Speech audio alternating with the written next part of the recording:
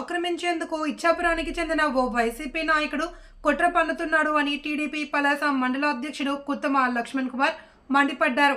శ్రీకాకుళం జిల్లా పలాస మండలం రామకృష్ణాపురం గ్రామంలో గురువారం సర్వే నంబర్ 143లో భూములు కొనుగోలు చేసిన వారితో కలిసి మీడియా సమావేశాన్ని ఏర్పాటు చేశారు. ఇచ్చాపురానికి చెందిన నర్తు ప్రేమ్ కుమార్, పలాస ఎమ్మెల్యే గౌతు శిరీష, ఆమె భర్త వెంకన్న చౌదరిలపై అబాండాలు వేయడాన్ని ఖండించారు. 2018లో అన్నాబత్తుల సోదరుల నుండి తోటను కొనుగోలు చేసి 2019లో వెంచర్గా అభివృద్ధి చేసి విక్రయించినట్లు చెప్పారు. అయితే 2021లో నర్తు ప్రేమ్ కుమార్ ఆ స్థలంలో విధ్వంసం సృష్టించారని చెప్పారు. ఈ నేపథ్యంలో తనపై హత్యాయత్నానికి పాల్పడ్డారని, ఈ కుట్ర వెనుక అప్పటి మంత్రి అప్పలరాజున్నారని ఆరోపించారు. అప్పట్లో తన కాలికి ఫ్రాక్చర్ జరిగితే ఆసుపత్రిలో రిపోర్టులు ఇవ్వవద్దు అని హుకుం జారీ చేస్తే అప్పటి సూపరింటెండెంట్ నిజాయితీగా వైద్య నివేదిక ఇవ్వడంతో ఆయన్ని ఆ పోస్టు నుండి తప్పించలేదా అని ప్రశ్నించారు.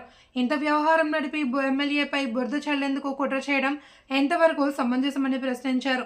అయితే అన్నాబత్తుల సోదరులు భూమిని 1968లో కొనుగోలు చేశారని తెలిపారు. ఈ భూమిలో కొంత భాగం జాతీయ రహదారి విస్తరణలో కోల్పోగా అప్పట్లో అన్నాబత్తుల సోదరులకు పరిహారం కూడా అందినట్లు గుర్తు చేశారు. రూపాయి కూడబెట్టి వెంచర్లో స్థలం కొనుగోలు చేస్తే తమ స్థలాన్ని ధ్వంసం చేశారని కొనుగోలుదారులు లబోదిబోమన్నారు. అప్పుడు ఉన్నటువంటి జాయింట్ కలెక్టర్ ఇద్దరు కూడాను 10 రోజుల్లో మాకు దీని మీద రిపోర్ట్ ఇవ్వమనేసి కలెక్టర్ గారు అడిగితే ఆర్టీఓ దగ్గరికి 10 సార్లు వెళ్ళడం జరిగిందండి. వెళ్ళిన తర్వాత దాని మీద ఎటువంటి రెస్పాండ్ మాకు జరగకపోతే లాస్ట్ ఇయర్కి ఆ తర్వాత ఇప్పుడు కూడాను శిరీష మేడం దగ్గర కూడా వెళ్ళడం జరిగింది.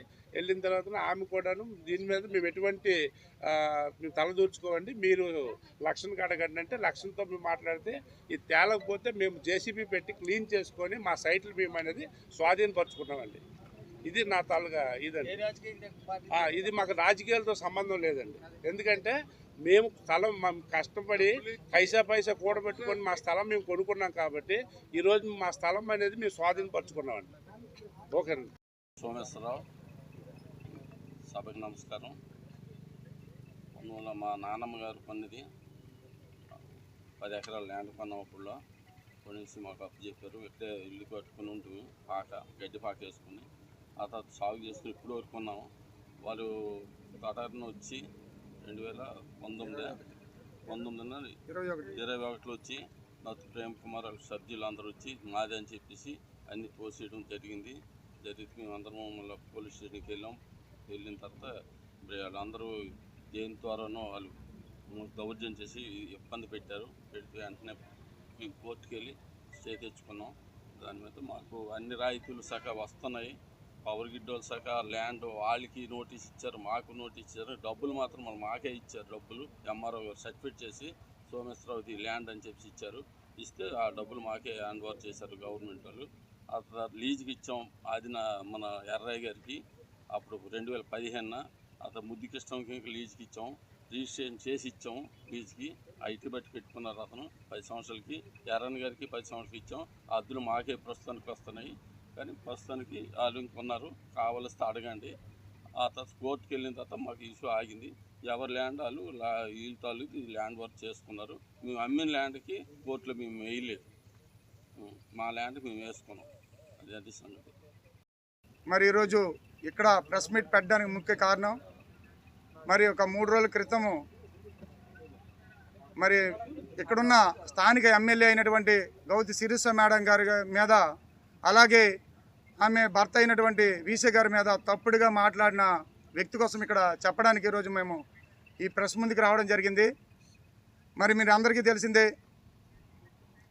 ఈ ల్యాండ్ అనేది నేను 2018లో కొన్నాను సార్. కొని అప్పుడే వెంచరేసి అలాగా 2019 కల్లా ఇక్కడున్న వెంచర్స్ అన్నీ అమ్మేశాను. వీళ్ళందరూ కూడా నా కస్టమర్లు అనమాట. వీళ్ళందరూ కూడా ఇక్కడ నా వెనక కూర్చున్న వాళ్ళందరూ కూడా నా కస్టమర్లు. నేను 2019కే సైట్లు వేసాను. సైట్ వేసిన రోజు ఏ రోజు కూడా ఆ వ్యక్తులు కానీ ఎవరు కూడా రాలేదు. ఇక్కడ నేను తోట తీశాను. ఇక్కడ మట్టి ఒక 670 లోడ్లు మట్టి వేసాను. దీన్ని వెంచర్గా డిజైన్ చేశాను. అన్ని రకాలు చేసి నేను అమ్మినప్పుడు కూడా ఏ రోజు కూడా ఎవరు రాలేదు. అధికారం పోయిన తర్వాత, మేము అధికారంలో అయిపోయిన తర్వాత 2019లో అధికారంలో వచ్చిన తర్వాత 2021లో నర్తు ప్రేమ్ కుమారు వాళ్ళ అందములందరూ కలిసి ఈ సైట్ మీద సెప్టెంబర్ 28వ తేదీన నా సైట్ని మొత్తం కూడా ధ్వంసం చేయడం జరిగింది. ధ్వంసం చేసి మొత్తం టోటల్గా ఈ ల్యాండ్ ఆక్రమించుకోవడానికి ప్రయత్నించారు. ఆ రోజు ఇక్కడున్న కస్టమర్లు అందరూ కూడా వచ్చినా కూడా వాళ్ళందరి మీద కూడా దౌర్జన్యం చేయడం వల్ల ఆ రోజు పరిస్థితులు బట్టి వీళ్ళందరూ కూడా మరి ఏం చేయలేక ఉండిపోయాం. దాని తర్వాత మాజీ మంత్రి ఇప్పుడున్న అప్పలరాజు గారు నా మీద చిన్న ఎలిగేషన్ చేశారు. మీరు కుత్తం లక్ష్మణ్ అనే వ్యక్తి 2 ఎకరాలు ఆక్రమించుకున్నారని నా మీద ఎలిగేషన్ చేసిన తర్వాత నేను వెంటనే ఇక్కడ ప్రెస్ మీట్ పెట్టాను.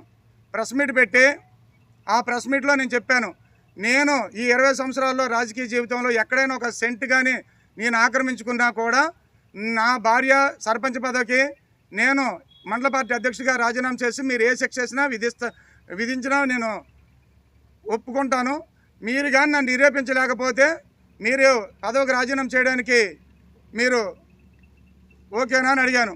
సమాధానం చెప్పలేక ఆ రోజు ఇదే నర్తు ప్రేమ్ కుమారు ప్లస్ ఆ రోజుగా మంత్రిగా ఉన్న అప్పలరాజు గారు ఇద్దరు కూడా నా మీద దాడి చేయడం జరిగింది. దాడి చేసి నన్ను చంపేయడానికి ప్రయత్నిస్తే లాస్ట్ నిమిషంలో ఇతను వచ్చి 5వ నిమిషంలో ఇతను వచ్చి నాకు కాపాడేటప్పటికి వెంటనే మేడం గారు ఎంటర్ అయ్యారు. మేడం గారు ఎంటర్ అయిన వెంటనే వీళ్ళందరూ కూడా పారిపోయారు. ఒక 6గురితో వచ్చాడు.